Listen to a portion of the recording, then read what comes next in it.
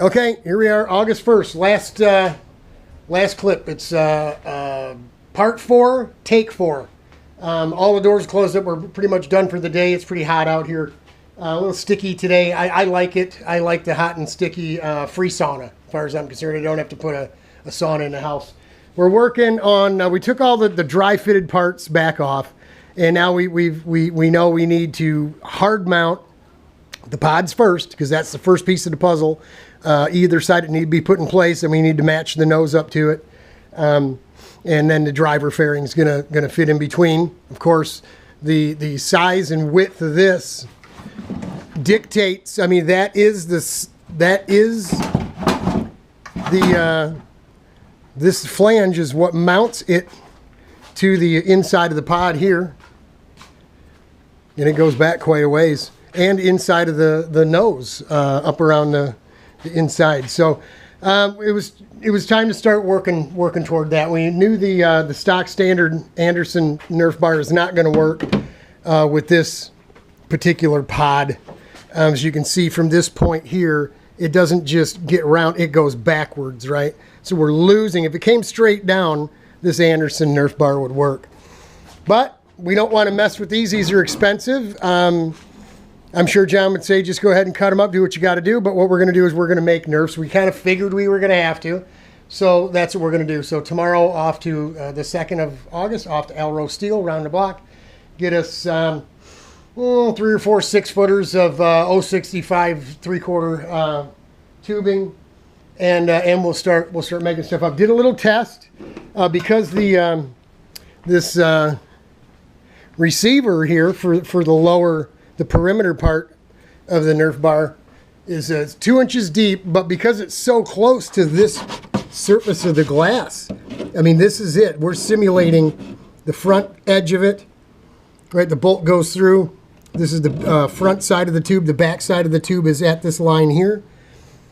So what we did is we just kind of took a piece of tubing and put it in a vise, piece of 3/4, and gave it some tweak, bend. And it's not beautiful. It's not pretty. It doesn't look that bad, you know. I mean, it looks all right.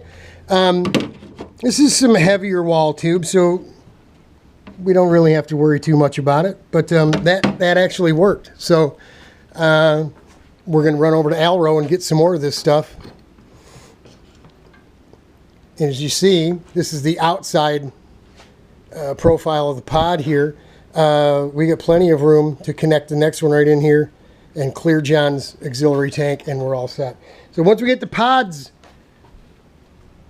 hard mounted instead of dry mounted or dry fit the way they were, they won't move around anymore.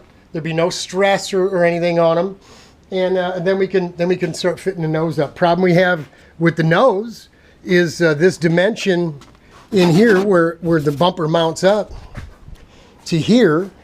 The bumper is a little wider than that dimension. Now, I know they weren't just haphazardly put in. There's some pencil marks in there. You can see them. This is Pat Yokashani. He was a very talented guy, a nice guy. He's the one who made all the P1 bodywork. I'm sure he had a fixture or something that told him where to put these in. But if you look at them, this is where it's mounted on the bottom, and you look up, and it just goes up, man. It just gets, that dimension just gets smaller, especially this one. Wow, look at this one. It should have been out here a little more like it was on this one. This is probably where it got screwed up. So we'll do what we got to do. If we got to cut it loose and move it over and then glue it back down, glass it back down, that's what we'll do. But by stuffing, I mean, it goes on. You saw it on the cart, right? So by stuffing it on there, forcing it on, those upright pieces, instead of being straight, become bowed, which makes them shorter, which makes everything, then it actually changes how the top of this nose sits, right? Starts tweaking and tuning. And so everything just sitting on there, the stuff didn't line up and look right. So let's get the side pods hard mounted where they're going to go. We have a good idea what's going on now after dry fit and everything.